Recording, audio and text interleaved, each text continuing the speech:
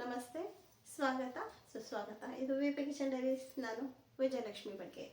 ನಾನಿವತ್ತು ತುಂಬ ಈಸಿಯಾಗಿರೋಂಥ ಮತ್ತು ತುಂಬ ಸುಲಭವಾಗಿರೋಂಥ ಬೇಗ ಆಗುವಂಥ, ನಮಗೆ ಇವಾಗ ಕೆಲಸ ಜಾಸ್ತಿ ಇರುತ್ತೆ, ಪೂರ್ತಿ ಅಡುಗೆ ಮಾಡೋಕ್ಕಾಗಲ್ಲ, ಅಷ್ಟೊಂದು ಟೈಮ್ ಇರಲ್ಲ, ಇಲ್ಲ ಸುಸ್ತಾಗಿಬಿಟ್ಟಿರುತ್ತೆ, ನಮಗೆ ಅಡುಗೆ ಮಾಡೋಕ್ಕೆ ಇಷ್ಟ ಇರಲ್ಲ. ಆ ಟೈಮ್ಗೆ ಅಡುಗೆ ಥರನೂ ಆಗಬೇಕು ಮತ್ತು ಹೊಟ್ಟೆನೂ ಫುಲ್, ಎಲ್ಲರೂ ಮನೆಯವ್ರಿಗೆಲ್ಲ ಹೊಟ್ಟೆನೂ ತುಂಬಬೇಕು, ಎಲ್ರಿಗೂ ಖುಷಿ ಆಗಬೇಕು.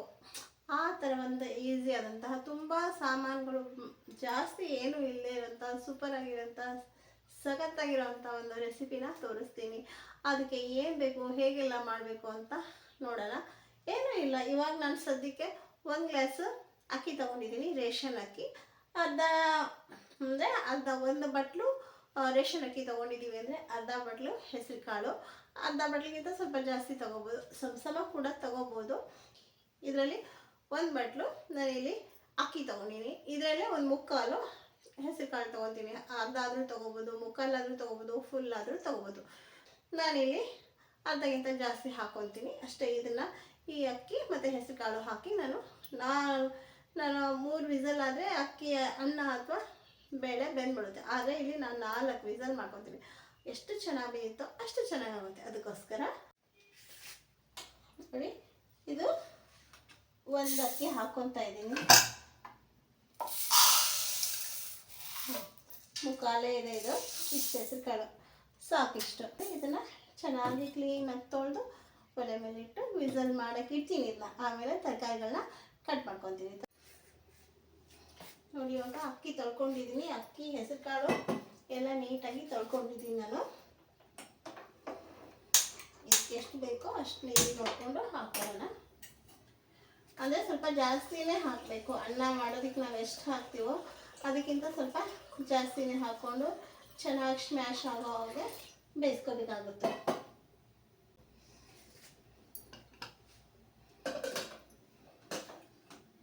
ಇವಾಗ ಇದು ಚೆನ್ನಾಗಿ ನುಣ್ಣಗೆ ಬೆಂದಿದೆ. ನಾನು ಚೆನ್ನಾಗಿ ಸ್ಮ್ಯಾಶ್ ಆಗೋ ಥರ ಎಲ್ಲ ಬೆಂದಿದೆ.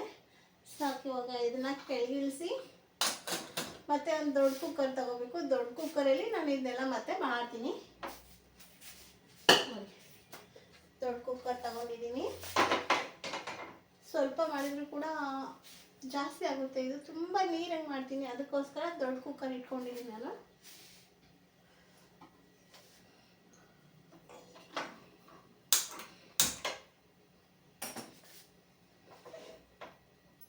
ಒಗ್ಗರಣೆ ಮಾಡ್ಕೊಳ್ಳೋಣ.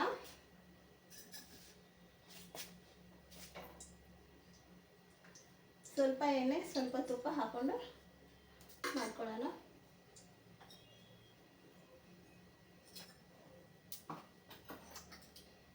ಇಲ್ಲ ಪೂರ್ತಿ ತುಪ್ಪದಲ್ಲಾದರೂ ಮಾಡ್ಬೋದು, ಎಣ್ಣೆಲ್ಲಾದರೂ ಮಾಡ್ಬೋದು. ಆದರೆ ಸ್ವಲ್ಪನಾದರೂ ತುಪ್ಪ ಹಾಕಿದ್ರೆ ತುಂಬ ಟೇಸ್ಟ್ ಕೊಡುತ್ತೆ. ಅದಕ್ಕೋಸ್ಕರ ಒಂದು ಸ್ವಲ್ಪ ತುಪ್ಪ, ಸ್ವಲ್ಪ ಎಣ್ಣೆ ಹಾಕಿ ಒಂದು ಸ್ವಲ್ಪ ತುಪ್ಪನೂ ಹಾಕ್ಕೊತಾ ಇದ್ದೀನಿ. ಆವಾಗಲೇ ಎಣ್ಣೆ ಹಾಕಿದೆ, ಇವಾಗ ಸ್ವಲ್ಪ ತುಪ್ಪ ಹಾಕ್ಕೊತಾ ಇದ್ದೀನಿ. ಒಂದು ಸ್ವಲ್ಪ ಜೀರಿಗೆ ಸಾಕು.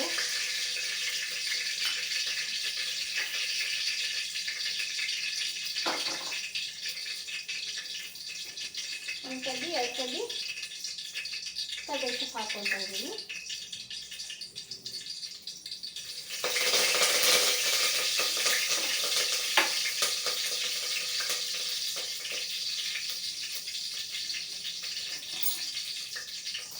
ಫಸ್ಟು ಈರುಳ್ಳಿ ಹಾಕ್ಕೊಳ್ಳೋಣ. ಈರುಳ್ಳಿ ಚೆನ್ನಾಗಿ ಬೆಂದಮೇಲೆ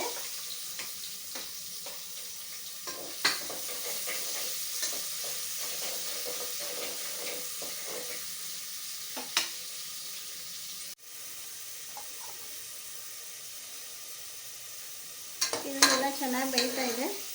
ಇವಾಗ ಒಂದು 4 ಮೆಣಸಿನ್ಕಾಯಿ ಹಾಕ್ಕೊತಾ ಇದ್ದೀನಿ. 4 ಮೆಣಸಿನ್ಕಾಯಿ, ಸ್ವಲ್ಪ ಕ್ಯಾರೆಟು, ಬೀನ್ಸು ಬೇಕಿದ್ರೆ ಹಾಕ್ಬೋದು, ಬೇಡ ಅಂದರೆ ಸ್ಕಿಪ್ ಕೂಡ ಮಾಡ್ಬೋದು. ಏನು ತರಕಾರಿ ಇಲ್ಲದೇನೂ ಮಾಡ್ಬೋದು, ಮತ್ತು ಬೇಕಾದಷ್ಟು ತರಕಾರಿ ಹಾಕ್ಕೊಂಡು ಕೂಡ ಮಾಡ್ಕೋಬೋದು. ಇವಾಗ ಇದು ಯಾವುದು ತರಕಾರಿ ಇಲ್ಲ, ಬರೀ ಈರುಳ್ಳಿ, ಮೆಣಸಿನ್ಕಾಯಿ, ಕೊತ್ತಂಬರಿ ಸೊಪ್ಪು, ಟೊಮೆಟೊ ಇಷ್ಟೇ ಹಾಕ್ಕೊಂಡು ಮಾಡ್ತೀವಿ ಅಂದರೂ ಕೂಡ ಅದು ಕೂಡ ತುಂಬ ತುಂಬ ಚೆನ್ನಾಗಾಗುತ್ತೆ. ಇದು ಹಾಕ್ಕೊಂಡು ಚೆನ್ನಾಗಾಗುತ್ತೆ.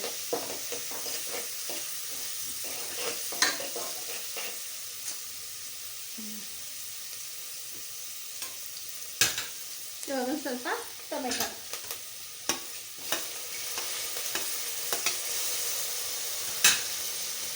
ಒಂದು ಸ್ವಲ್ಪ ಕೊತ್ತಂಬರಿ ಸೊಪ್ಪು ಎಲ್ಲ ಸೇರಿಸಿ ಹಾಕ್ಬಿಡೋಣ.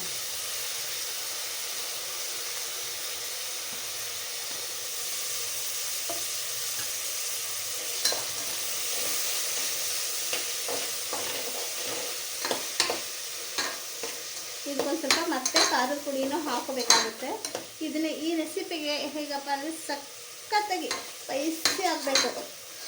ಈ ಮಳೆ ಟೈಮಲ್ಲಿ ಆಚೆ ಮಳೆ ಬರ್ತಾ ಇದೆ, ಆ ಮಳೆ ಟೈಮಲ್ಲಿ ಇದನ್ನು ಬಿಸಿ ಬಿಸಿಯಾಗಿ ಖಾರ ಸರಿ ಉಪ್ಪು ಹುಳಿ ಬೆಲ್ಲ ಎಲ್ಲ ಹಾಕ್ಕೊಂಡು ಸೂಪರಾಗಿ ಮಾಡಿಕೊಂಡು ಒಂದೊಂದೇ ತುತ್ತು ತಿಂತಾ ಇದ್ದರೆ ಎಷ್ಟು ಚೆನ್ನಾಗಿರುತ್ತೆ, ಸಖತ್ತಾಗಿರುತ್ತೆ. ಸ್ವಲ್ಪ ಶುಂಠಿ ಬೆಳ್ಳುಳ್ಳಿ ಪೇಸ್ಟ್ ಹಾಕ್ಕೊತಾ ಇದ್ದೀನಿ.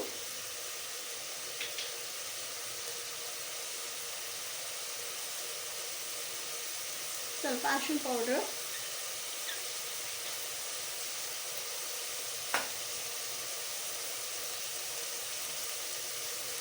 ಮಸಾಲೆ ಪೌಡ್ರು, ಚೂರು ಮಸಾಲೆ ಪೌಡರ್ ಹಾಕ್ಕೊಳ್ಳಿ, ಜಾಸ್ತಿ ಹಾಕ್ಕೊಳ್ಳಿ ಪರವಾಗಿಲ್ಲ. ಇದು ಸ್ವಲ್ಪ ಸ್ಪೈಸಿಯಾಗಿ ಮಾಡ್ತಾ ಇರೋದಲ್ವಾ, ಹಾಗಾಗಿ ಮಸಾಲೆ ಪೌಡ್ರು, ಖಾರ, ಉಪ್ಪು ಎಲ್ಲ ಚೆನ್ನಾಗಿ ಹಾಕ್ಕೊಳ್ಳಿ. ನಾನಿಲ್ಲಿ 5 ಮೆಣಸಿನ್ಕಾಯಿ ಹಾಕಿದ್ದೀನಿ ಮತ್ತು ಖಾರ ಪೌಡರ್ ಹಾಕ್ತಾಯಿದ್ದೀನಿ ನೋಡಿ. ಖಾರ ಸ್ವಲ್ಪ ಜಾಸ್ತಿನೇ ಆಗಬೇಕು, ಅದಕ್ಕೋಸ್ಕರ ನಾನು ಫುಲ್ಲು ಖಾರ ಪುಡಿ ಹಾಕ್ಕೊಂಬಿಟ್ಟಿದ್ದೀನಿ ಚೆನ್ನಾಗಿ ಖಾರ ಆಗಲಿ ಅಂತ. ನೀವು ನೋಡಿ, ನೀವು ಖಾರ ಜಾಸ್ತಿ ತಿಂದೇ ಇರೋದಾದರೆ ಕಮ್ಮಿ ಹಾಕ್ಕೊಳ್ಳಿ. ಮೆಣಸಿನ್ಕಾಯಿ ಅಷ್ಟೇ ಸಾಕಪ್ಪ ನಮಗೆ ಖಾರ ಜಾಸ್ತಿ ತಿಂದು ರೂಢಿ ಇಲ್ಲ ಅನ್ನೋರು ಬರೀ ಮೆಣಸಿನ್ಕಾಯಿ ಹಾಕ್ಕೊಳ್ಳಿ.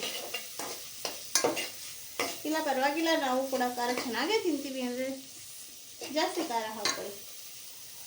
ಇಷ್ಟೇ ಇದು.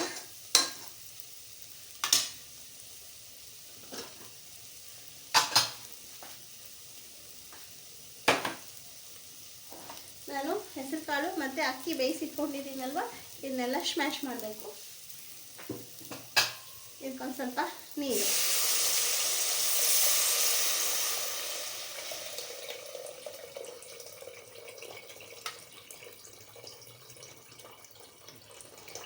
ನೀರು ಇಷ್ಟೇ ಸಾಕಾಗಲ್ಲ, ಇನ್ನೂ ನೀರು ಜಾಸ್ತಿ ಬೇಕು ಹಾಕೋತೀನಿ.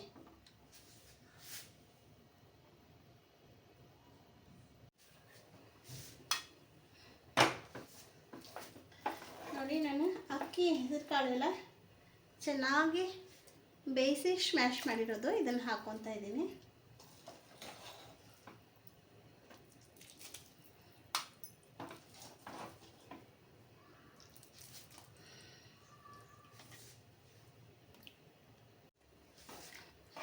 ಎಲ್ಲ ಮಿಕ್ಸ್ ಮಾಡ್ಕೊಳ್ಳೋಣ. ಇದು ಚೆನ್ನಾಗಿ ಮತ್ತೆ ಒಂದ್ಸತಿ ಇಲ್ಲೆಲ್ಲ ಬೇಯಬೇಕಿದು.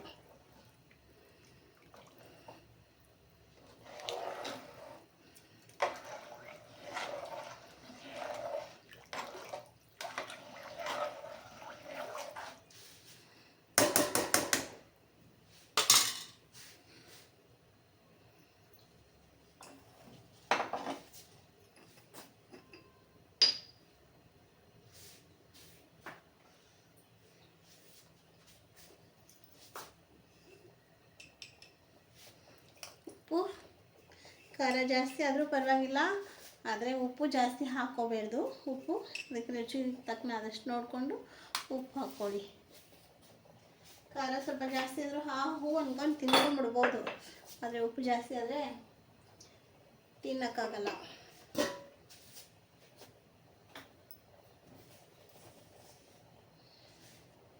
ಸ್ವಲ್ಪ ಸಕ್ಕರೆ ಹಾಕ್ಕೊತಾ ಇದ್ದೀನಿ.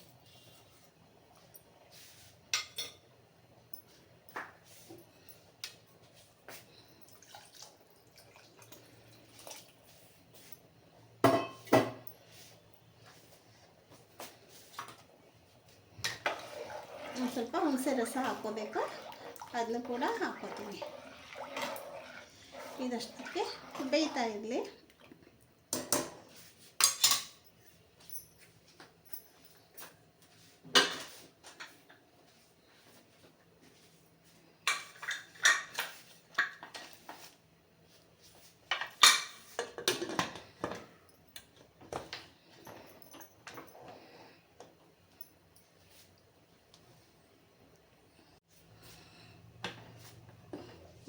ನೋಡಿ ಚೆನ್ನಾಗಿ ಕುದೀತಾ ಇದೆ. ಈ ಥರ ಆಗಬೇಕಿದೆ.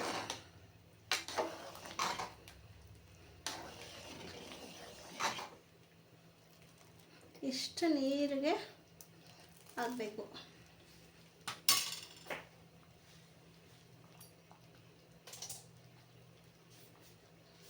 ಸ್ವಲ್ಪ ಹುಣಸೆ ರಸ ಹಾಕ್ಕೋತಾ ಇದ್ದೀನಿ. ನಿಜವಾಗ್ಲೂ ಹೇಳ್ತಾ ಇದ್ದೀನಿ, ಎಷ್ಟು ಚೆನ್ನಾಗಿರುತ್ತೆ ಗೊತ್ತಾ ಇದು.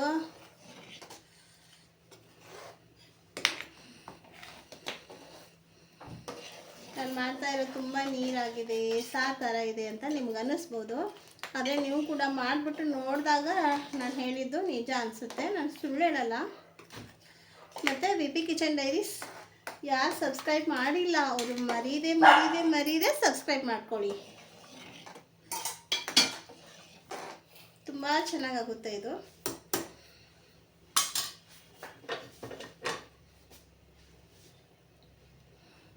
ಇವಾಗ ಗ್ಯಾಸ್ ಆಫ್ ಮಾಡ್ತಾ ಇದ್ದೀನಿ, ಸಾಕು ಇವಾಗ ಕುದಿಯೋದಿದು. ಲಾಸ್ಟಲ್ಲಿ ನಾವು ಕಾಯಿ ತುರಿ ಹಾಕೊಳ್ಳೋಣ. ಇಷ್ಟೇ, ಇನ್ನೂ ಚೆನ್ನಾಗಾಗುತ್ತೆ. ಇವಾಗ ಕಾಯಿ ತುರಿ ಹಾಕಿರೋದ್ರಿಂದ ಇನ್ನೂ ಸೂಪರ್ ಆಗುತ್ತೆ. ಈ ಮಳೆ ಬರ್ತಾ ಇರೋದಕ್ಕೂ ಚಳಿ ಇರೋದಕ್ಕೂ ಬಿಸಿ ಬಿಸಿಯಾಗಿ ಒಂದೊಂದೇ ಸ್ಪೂನ್ ತಿಂತಾ ಇದ್ರೆ ಸೂಪರ್ ಸೂಪರ್ ಸೂಪರ್. ನೋಡಿ ಎಷ್ಟು ಚೆನ್ನಾಗಿದೆ.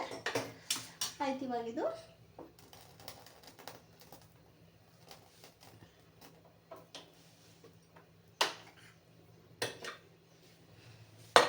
ಒಂದು ನಿಮಿಷ ಹೀಗೆ ಬಿಟ್ಬಿಟ್ಟು ಆಮೇಲೆ ಸರ್ವ್ ಮಾಡೋಣ. ಸೂಪರಾಗಿರುತ್ತೆ, ಸಖತ್ತಾಗಿರುತ್ತೆ. ನೀವು ಮಾಡಿಬಿಟ್ಟು ನಾನು ಹೇಳಿರೋದು ನಿಜ ಅಂತ ನೀವೇ ಅನ್ಕೋತೀರಾ. ಅದಕ್ಕೋಸ್ಕರ ನೀವು ಕೂಡ ಟ್ರೈ ಮಾಡಿ, ಹೇಗೆ ಬಂತು ಅಂತ ಕಮೆಂಟ್ ಮಾಡಿ. ಒಂದು ನಿಮಿಷ ಸರ್ವ್ ಮಾಡ್ತೀನಿ. ನೋಡಿ ಇವಾಗ ನಾನು ಸರ್ವ್ ಮಾಡ್ಕೋತಾ ಇದ್ದೀನಿ.